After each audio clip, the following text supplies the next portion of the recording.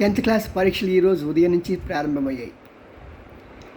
ఈ విద్యార్థులందరికీ చక్కని ఆలోచన ఇచ్చి వాళ్ళ చదివిని చక్కగా ప్రజెంట్ చేసి మంచి మార్కులు పొందాలని ఆశిస్తున్నాను.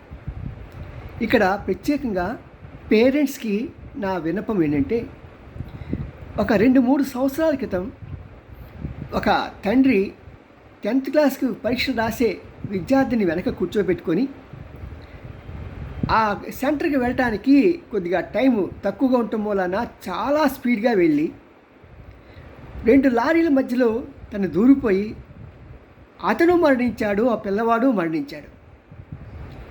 ఇలాంటి పరిస్థితి ఎవరు కొని తెచ్చుకోకండి.